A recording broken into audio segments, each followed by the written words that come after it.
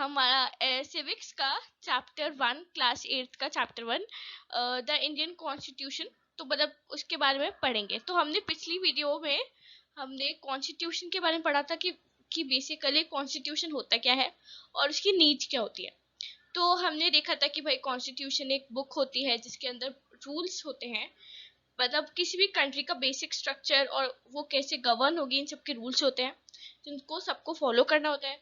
और उसकी नीड्स क्या क्या होती हैं कि कैसे मतलब वो इम्पोर्टेंट है किसी भी कंट्री के लिए कॉन्स्टिट्यूशन होना, फिर चाहे उसमें कोई सी भी फॉर्म ऑफ गवर्नमेंट हो, चाहे पार्लियामेंट्री हो, चाहे प्रेसिडेंशियल हो, चाहे डेमोक्रेसी हो ना हो, बट फिर भी कॉन्स्टिट्यूशन की नीड होती है। और हमने पढ़ा था कि क्यों होती है, तो हमने कुछ नीड्स पढ़े थे।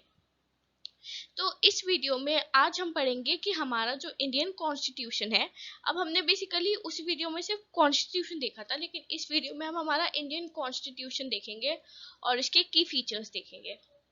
चलिए आगे बढ़ते हैं। तो इससे पहले कि हम की फीचर्स के बाद बात करें, सबसे पहले हम बात करेंगे इंडियन नेशनल मूवमेंट की। ठीक है, तो इंडियन नेशनल मूवमेंट की बात करेंगे हम, और हम सेकुलरिज्म की बात करेंगे, और हम फेडरलिज्म की बात करेंगे। तो सबसे पहले हम बात कर रहे हैं हमारी इंडियन नेशनल मूवमेंट की। तो ये बेसिकली वही हमारा फ्रीडम स्ट्रगल है। तो जब हम ब्रिटिशर्स के खिलाफ लड़ रहे थे हमारी आज़ादी के लिए, उस टाइम पे हमारे फ्रीडम फाइटर्स को क्या लगा कि जब ये सब खत्म हो जाएगा, जब फाइनली इंडिया इंडिपेंडेंट हो जाएगा, तो क्योंकि उन्होंने ब्रिटिशर्स के अंडर इतने सारा जुल्म सहे थे, क्या कह सकते हैं हम, और जैसे ब्रिटिशर्स करते थे ना अपनी मनमानी, उनका जो मन में आता था वो उस लॉ को पास कर देते थे।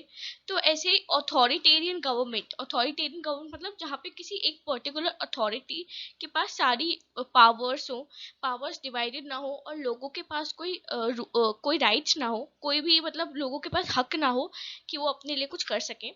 तो ऐसी ऑथोरिटेरियन गवर्नमेंट के वो खिलाफ थे। तो उन्होंने यही सोचा था शुरुआत से कि जब एक बार हमें इंडिपेंडेंस मिल जाएगी तो हमारा इंडिया क्या होगा, एक डेमोक्रेटिक कंट्री होगी जिसके पास अपना एक डेमोक्रेटिक कॉन्स्टिट्यूशन होगा, जहाँ पे अपना एक सिस्टम होगा, जहाँ पे लोगों को पूरा पूरा मत दिया जाएगा अपना बोलने का। उसके बाद हम फेडरलिज्म और सेकुलरिज्म के बारे करेंगे। सबसे पहले हम बात करेंगे इंडियन नेशनल मूवमेंट के बारे में। तो अब हम पढ़ेंगे इंडियन नेशनल मूवमेंट के बारे में। तो ऑब्वियसली इंडियन नेशनल मूवमेंट, अब फॉर एग्जांपल इस पिक्चर में आपको दिख रहे होंगे, यहाँ पे हमारे आज़ाद हिंद का नारा लग रहा है, एंड यहाँ पे नेताजी सुभाष चंद्र बोस हैं जो कि लोगों को सैल्यूट कर रहे हैं। तो ये हमारे सारे क्या है, फ्रीडम फाइटर्स हैं, और they are members of the Azad Hind Fauj, जो ऑब्वियसली हमारे बोस जी ने जिसका एक तरीके से निर्माण किया था, जिसको बनाया था। तो ये हमारी बहुत ही इम्पोर्टेंट फौज थी जिसने पार्टिसिपेट किया था इंडियन नेशनल मूवमेंट में। ऐसे बहुत सारे लोग थे, भगत सिंह थे, फिर हमारी बहुत सारे लोग थे ऐसे तो जिन्होंने इंडियन नेशनल मूवमेंट में पार्टिसिपेट किया था ताकि इंडिया को इंडिपेंडेंस मिल सके। तो अब बेसिकली हम क्या बात कर रहे हैं कि आपको तो याद होगा कि इंडियन नेशनल मूवमेंट के वक्त क्या क्या चीज़ें हुई थी।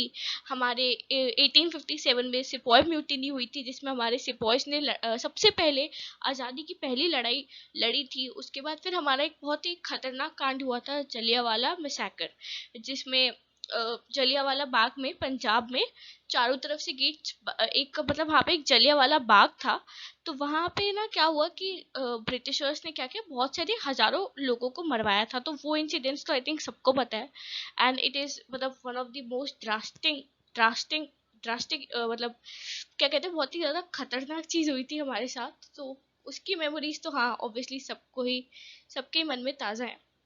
तो इसके बाद क्या हुआ था, इतनी सारी चीज़ें हुई थी ना कि भाई हमारा जो ब्रिटिश इंडिया था, जब हमारा इंडिया ब्रिटिशर्स के अंडर था, उस टाइम पे इतनी सारी चीज़ें होती थी कि जलियांवाला मैसेकर हुआ था, सिपॉय म्यूटिनीज हुई थी, हर आए दिन लोग लड़ते थे लेकिन ब्रिटिशर्स उनकी सुनते नहीं थे।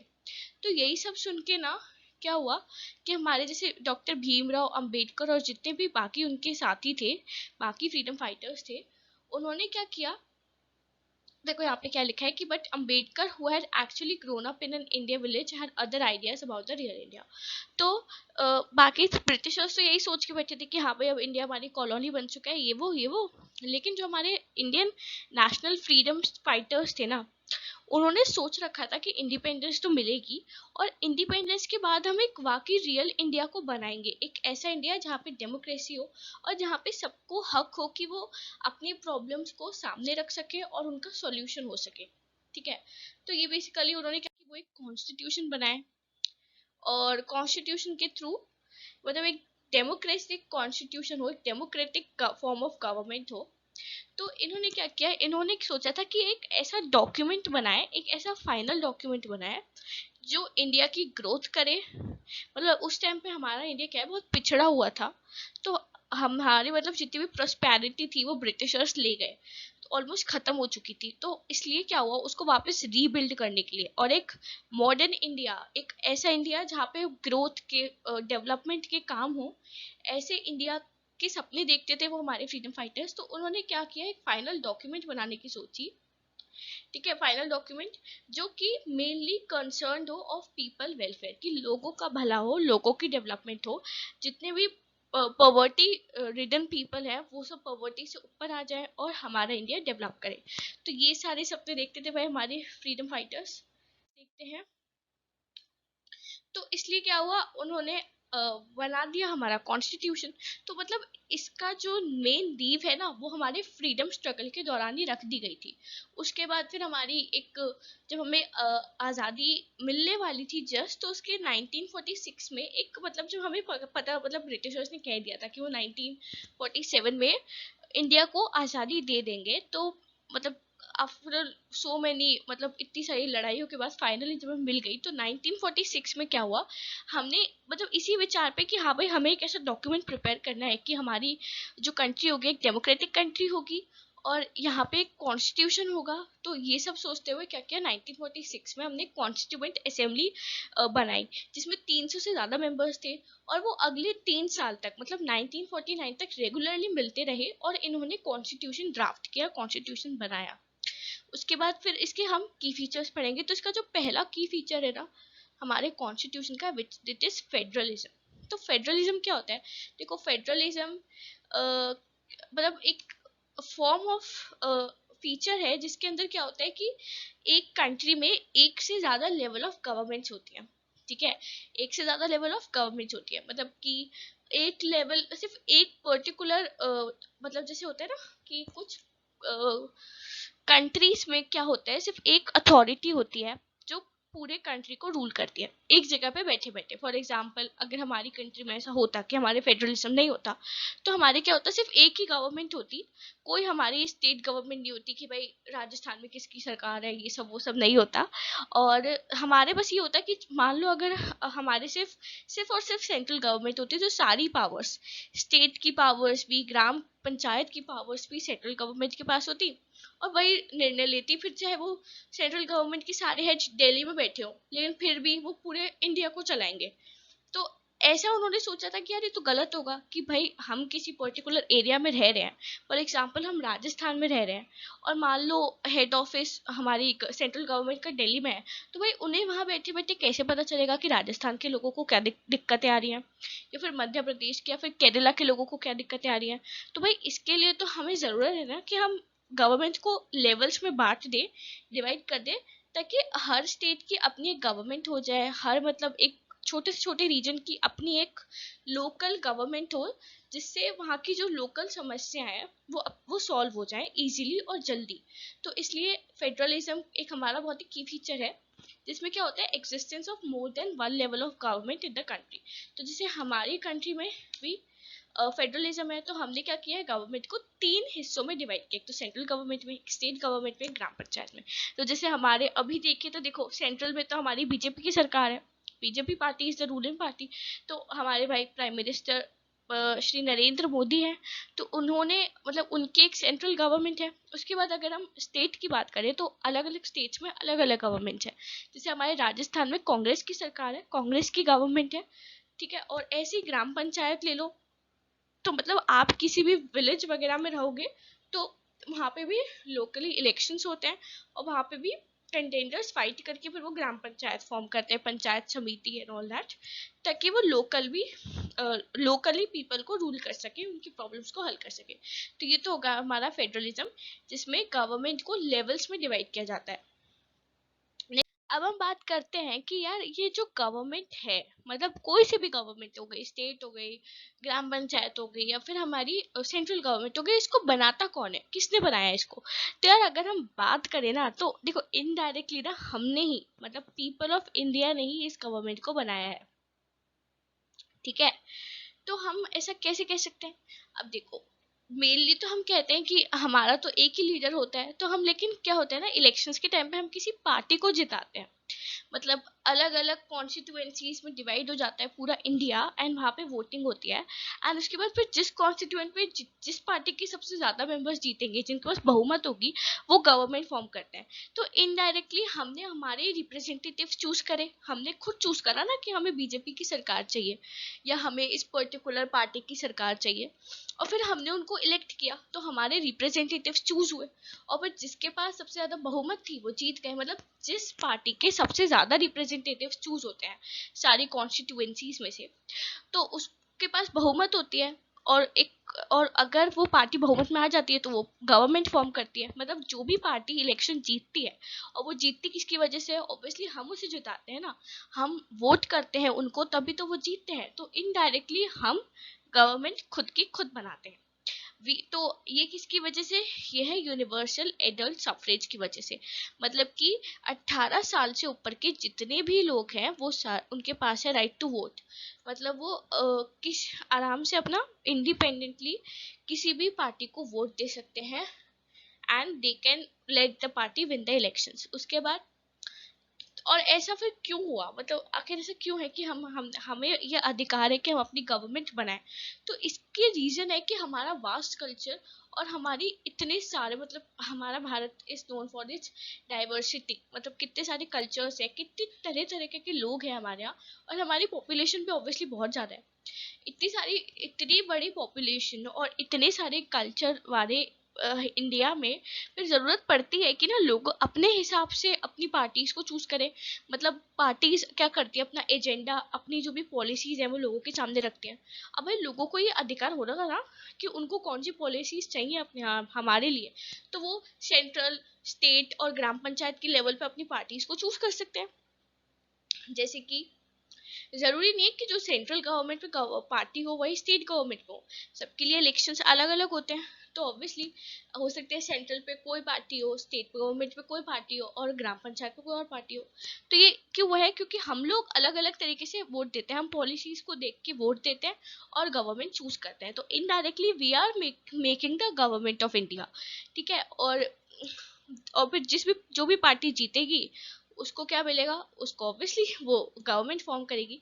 तो indirectly we are responsible for making the government. ठीक है, नाउ नेक्स्ट स्लाइड पे चलते हैं। अब हम पढ़ेंगे separation of powers. So this is our next important feature of the Indian constitution. पहला फीचर था फेडरलिज्म। ठीक है, जिसमें हमारी गवर्नमेंट लेवल्स ऑफ, मतलब जिसमें हम हमारी गवर्नमेंट को लेवल्स पे डिवाइड कर देते हैं, सेंट्रल, स्टेट या ग्राम पंचायत जो भी है। उसके बाद अब हम बात करेंगे सेपरेशन ऑफ पावर। तो सेपरेशन ऑफ पावर मतलब कि, मतलब बेसिकली किसी भी कौन सी पावर्स हो सकती हैं, मतलब किसी जैसे एक हो सकती है लॉस बनाने की पावर, एक उनको एग्जीक्यूट करने की पावर, और अगर फिर कोई गलती करे तो उसको पनिशमेंट देने की पावर। तो ये हमारी 3 पावर्स होती हैं। अब अगर मान लिया जाए कि किसी एक ही इंसान को, कोई एक ही इंसान है, उसे हम ये पावर्स दे दें, ठीक है, वो भाई साहब कोई किंग विंग है, उसको हमने ये तीनों पावर्स दे दी, तो भाई वो तो मिसयूज करेगा ना, उसके पास तो सारी पावर्स है। भाई वो कोई सा भी लॉ बनाएगा, कोई सा भी लॉ एग्जीक्यूट करेगा, और जिस उसके हिसाब से जो गलती करेगा उसे पनिशमेंट दे देगा। तो यहाँ पे तो यार इनजस्टिस हो जाएगी। तो इसलिए हमारे कॉन्स्टिट्यूशन मेकर्स ने क्या कहा कि वो पावर को सेपरेट कर देंगे, मतलब पावर को डिवाइड कर देंगे बिटवीन वेरियस ऑर्गन्स। तो हमारी गवर्नमेंट के ना ऐसे 3 ऑर्गन्स हैं, कि हमारी गवर्नमेंट के 3 मेन ऑर्गन्स हैं। पहला है हमारा लेजिस्लेचर, दूसरा है हमारा एग्जीक्यूटिव, और तीसरा है हमारा जुडिशरी। तो समझते हैं एक एक को। सबसे पहले लेजिस्लेचर। तो लेजिस्लेचर क्या होता है? मतलब हमने क्या किया कि इनको बेसिकली हमारा पार्लियामेंट होता है, ठीक है, हमारे यहाँ पे पार्लियामेंट्री फॉर्म ऑफ गवर्नमेंट है, हम हमारे रिप्रेजेंटेटिव्स को वहाँ पे भेजते हैं, फिर वो पार्लियामेंट पे, आपने शायद लोकसभा टीवी और राज्यसभा टीवी कभी देखना यार, उसमें बहुत अच्छे से पूरे हाउस की कवरेज करते हैं कि क्या क्या एक दिन में होता है हाउस में। तो कभी आपको टाइम मिले, आई थिंक अभी तो नहीं, बट हाँ रिकॉर्डेड वीडियोस भी आप देख सकते हो, और हमारे संसद में कैसे मतलब पूरा चलता है देश, ये आप देख सकते हो, वहाँ पे कैसे लॉस फॉर्म होते हैं, ये आप कभी देखना। ये काफ़ी फैसिनेटिंग भी और काफ़ी इंटरेस्टिंग भी कि वहाँ पे लॉस कैसे बनते हैं। तो बेसिकली हमारे लेजिस्लेचर जो होता है ना, वो हमारा पार्लियामेंट होता है। हमारी ये लोकसभा, राज्यसभा, ये सारे अपर हाउस, लोअर हाउस जो भी है हमारे, ये आते हैं हमारे लेजिस्लेचर में। क्यों? क्योंकि ये क्या करते हैं, हमारे लॉज फॉर्म करते हैं। ये मतलब तुमने देखा ना कि हम हमारे रिप्रेजेंटेटिव चूज करते हैं, फिर वो अपनी पर्टिकुलर कॉन्स्टिट्यूएंसीज की प्रॉब्लम्स को हाउस में रखेंगे कि भाई हमारे यहाँ पानी की दिक्कत है, ये दिक्कत है, वो दिक्कत है, एंड वहाँ पे फिर उसके रिगार्डिंग लॉस बनते हैं। तो लेजिस्लेचर का काम है लॉस बनाना। एग्जीक्यूटिव हमारी होती है गवर्नमेंट, गवर्नमेंट ऑफ इंडिया, मतलब कि जैसे अभी हमारी बीजेपी मतलब हमारी मोदी सरकार है, तो वो इस वक्त एग्जीक्यूटिव्स हैं कि जो भी लॉज यहाँ बनेंगे ना, जो भी लॉज ये लेजिस्लेचर बनाएगा ना, वो इसको एग्जीक्यूट करेंगे और देखेंगे कि इसका ढंग से एग्जीक्यूशन हो रहा है कि नहीं हो रहा, और आराम से इसका फॉलो हो रहा है नहीं हो रहा। ठीक है, तो ये एग्जीक्यूटिव्स है, ये लॉज को एग्जीक्यूट करेंगे और देखेंगे कि अच्छे से ये काम कर रहे हैं या नहीं कर रहे, किसी की राइट्स तो वॉलेट नहीं हो रही, सब कुछ ठीक से चल रहा है नहीं चल रहा। नेक्स्ट है हमारी जुडिशरी। जुडिशरी क्या करती है? जुडिशरी का जो भी लॉज, मतलब मान लो यार, तुमने देखा होगा ना सड़क पे काफी लोग, जैसे किसी ने नियम तोड़ दिया तो ट्रैफिक पुलिस वाले पकड़ लेते, तो एक तरीके से वो भी एक तरीके से जुडिशरी सिस्टम हो गया। हम चलो समझते हैं, जैसे कि हमारे हमने लॉज बनाए कि यार जब भी रेड लाइट होगी तो सारे व्हीकल्स को रुकना पड़ेगा, और जब भी येलो लाइट होगी तो हम फिर गाड़ी को स्टार्ट कर लेंगे और ग्रीन लाइट पे ही चलेंगे। ठीक है, तो ये तो हमारे लेजिस्लेचर ने लॉस बना दिए। एग्जीक्यूटिव ने क्या किया, वहां पे लोग रख दिए कि अब तुम देखो कि एग्जीक्यूशन ढंग से हो रहा है नहीं हो रहा। ठीक है, तो हमारे पुलिस वालों ने देखा कि हाँ भाई सारे लोग सिग्नल्स का फॉलो कर रहे हैं नहीं कर रहे। उसके बाद मान लो किसी बंदे ने लॉ तोड़ दिया, ठीक है, तो उस पर जुर्माना होता है कि भाई तुमने, मान लो उसने रेड लाइट पे गाड़ी चला ली और वो ट्रैफिक सिग्नल तोड़ के भाग गया, तो उसको पुलिस वाले पकड़ लेंगे। तो अब यहाँ पे हमारा जुडिशरी का रोल है, वो उसे पनिश करेगी भाई, उसे जुर्माना लेगी और उसको समझाएगी भाई तू आगे से ऐसा मत करना। तो ऐसे ही जो भी लॉज लेजिस्लेचर बनाता है उसको एग्जीक्यूटिव एग्जीक्यूट करता है, और जो उसे फॉलो नहीं करता उसको पनिश कौन करता है? जुडिशरी। और ये जुडिशरी मेंटेन करती है कि हाँ भाई जो भी लॉज बने हैं वो जनता की राइट्स को वॉयलेट तो नहीं करते, और वो बिल्कुल सही होने चाहिए। तो ऐसे एक तरीके से हम कह सकते हैं कि ये तीनों एक दूसरे पे चेक भी रखते हैं। मान लो लेजिस्लेचर ने कोई गलत लॉज बना दिए, तो जुडिशरी फटाक से कह देगी देखो तुमने कॉन्स्टिट्यूशन के हिसाब से लॉज नहीं बनाए, लॉज को बदलो। तो ऐसे ये अपनी पावर का मिसयूज नहीं करेंगे। एग्जीक्यूटिव्स कोई गलती कर रहे हैं तो लेजिस्लेचर और जुडिशरी दोनों बोलेंगे कि भाई हमने जो लॉज बनाए तुम उसे ढंग से क्यों नहीं कर रहे। और अगर जुडिशरी कोई गलती करेगी तो ये दोनों बोल पड़ेंगे कि भाई तू गलती कर रहा है या गलती कर रही है जो भी है। तो ऐसे क्या होगा, हमारे तीनों ही इक्वल पावर्स है इनके पास, ये horizontal form of power sharing है। जैसे एक सीधी लाइन पे सारे पॉइंट सेम होते हैं, इनके पास भी सिमिलर पावर्स है, सिमिलर अथॉरिटी है। इसलिए क्या करते हैं, ये एक दूसरे पे चेक रखते हैं कि अगर कोई एक गलती करेगा तो दूसरा उसे सही करेगा, तो इस वजह से कोई मतलब गलती होने के चांसेस बहुत निल हो जाते हैं। नेक्स्ट पढ़ते हैं हमारा टॉपिक। नेक्स्ट इज हमारा फंडामेंटल राइट्स। तो हमारे कॉन्स्टिट्यूशन के मेन फीचर्स में हमारी फंडामेंटल राइट्स पे आती हैं। Fundamental rights are those rights which are given to the citizens of any country. तो जैसे हमारे पास हमारी ये 6 फंडामेंटल राइट्स है। Right to equality, right to freedom, right against exploitation, right to freedom of religion, culture and educational right, and right to constitutional remedies. तो basically हम क्या कह रहे हैं कि हमें फंडामेंटल राइट्स मिली है। ये वो राइट्स है जो कोई वॉलेट नहीं कर सकता, ना ही लेजिस्लेटिव इन्हें वॉलेट कर सकता है, ना जुडिशरी, ना एग्जीक्यूटिव, ना कोई भी अथॉरिटी। इंडिया में जितनी भी अथॉरिटी है वो इस इन लॉज को ना कभी भी नकार नहीं सकती है, इन राइट्स को कभी नकार नहीं सकती है। अगर हमारे पास राइट टू इक्वालिटी है फॉर एग्जाम्पल, तो लेजिस्लेटिव कोई भी ऐसा लॉ नहीं बनाएगा जिससे वो वॉयलेट हो। कि भाई मान लो इक्वालिटी है ना, तो उन्होंने कोई ऐसा बिल पास कर दिया कि सिर्फ हिंदू लोग ही ये काम कर सकते हैं, तो वो गलत हो जाएगा। जुडिशरी भाई सवाल उठा देगी कि देखो कॉन्स्टिट्यूशन में राइट टू इक्वालिटी है, आप ऐसा नहीं कर सकते। तो ऐसे हमारी फंडामेंटल राइट्स क्या करती हैं, हमारी प्रोटेक्शन करती हैं, हमारी प्रोटेक्शन अगेंस्ट इनजस्टिस। कि अगर कोई पावर अपनी एक्सरसाइज करने की कोशिश करे या फिर कोई गलत सलत करना चाहे हमारे साथ, तो वो नहीं कर सकता, वो हमारी राइट्स को वॉलेट नहीं कर सकता। तो फंडामेंटल राइट्स हमारी एज सिटीजन्स ऑफ इंडिया हमारी इज्जत भी बढ़ाती है उनके सामने, और हमारी अपनी अथॉरिटी भी रहती है कि हाँ हमारे साथ ऐसे कुछ गलत कर नहीं सकता, है ना। तो अब हम आगे बढ़ते हैं। ठीक है, तो नेक्स्ट इज हमारा सेक्युलरिज्म। ठीक है, सेक्युलरिज्म क्या होता है? Secularism is also a very important feature. इसका मतलब सेक्युलरिज्म क्या होगा कि सेक्युलरिज्म में होता है कि किसी भी रिलीजियस बेसिस पे कंट्री में भेदभाव नहीं होगा। हमारा इंडिया एक सेक्युलर स्टेट है। अच्छा, यहाँ पे मैं स्टेट क्यों यूज कर रही हूँ कि स्टेट रिप्रेजेंट्स कि मतलब ये जो तीनों ऑर्गन्स ऑफ गवर्नमेंट है इन सबको मिला के एक पूरी पॉलिटिकल अथॉरिटी हो गई, कोई पॉलिटिकल बॉडी हो गई, उसको हम स्टेट कहते हैं। गवर्नमेंट और स्टेट में आपको कंफ्यूजन नहीं होना, ये आपकी एनसीईआरटी बुक में भी है कि गवर्नमेंट का मतलब तो एक पर्टिकुलर एग्जीक्यूटिव हो गया कि वो भाई एग्जीक्यूट करती है लॉ को, लेकिन एक पॉलिटिकल अथॉरिटी में तीनों ही काम होते हैं। अब गवर्नमेंट तो चेंज होती रहती है लेकिन पॉलिटिकल अथॉरिटी चेंज नहीं होती। जैसे इंडिया है, इंडिया के लोग हैं और इन सब से ही हमारी ये पॉलिटिकल अथॉरिटी बनी है, तो इंडिया एक पॉलिटिकल अथॉरिटी है। अब ये थोड़ी चेंज होगी, लोग तो हमेशा ही रहेंगे ना, है ना। तो इसलिए अब सेक्युलरिज्म का मतलब होता है कि हमारे रिलीजियस बेसिस पे कोई भी भेदभाव नहीं होगा। अब इंडिया हमारे एक सेक्युलर स्टेट है, मतलब इसका कोई पर्टिकुलर ऑफिशियल रिलीजन नहीं है, ये सारे धर्मों को इक्वली ट्रीट करता है। अब चाहे मतलब कोई भी धर्म हो कि सबके साथ इक्वल ट्रीटमेंट करता है और उन्हें इक्वली जस्टिस देता है। तो अगर कोई धर्म किसी पे हावी होने की कोशिश करता है तो उन्हें उसी वक्त स्टॉप करता है, उन्हें पनिश करता है कि वो आगे से ऐसा ना करे। तो इट इज व्हाट सेक्युलरिज्म, कि सारे रिलीजन्स को इक्वली ट्रीट किया जाए, किसी एक रिलीजन को दूसरे रिलीजन से ऊपर नहीं माना जाए। All are equal before the laws और बिफोर द जस्टिस। तो all the religions are equal before the law. तो सबको सेम लॉज भी ऐसे ही होंगे कि सेक्युलरिज्म का पालन हो। कोई भी ऐसा लॉ नहीं बनेगा जिससे किसी की रिलीजियस भावनाओं को ठेस पहुंचे या किसी की रिलीजन खिलाफ हो। तो इसलिए secularism is a very important feature, ताकि हमारी डाइवर्सिटी मेंटेन रहे। ठीक है, तो कोई भी स्टेट सिंगल रिलीजन को हमारा प्रमोट नहीं करता है, ऑल रिलीजन्स आर इक्वली। तो आज गाइज हम इतना ही पढ़ेंगे। Thank you so much. उम्मीद है आपको सब कुछ समझ में आ गया हो। तो एक बार आप चैप्टर की रीडिंग कर लिएगा ताकि आपको और अच्छे से समझ में आ जाए।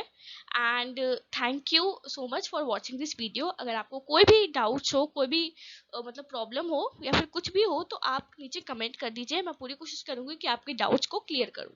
So thank you so much guys for watching.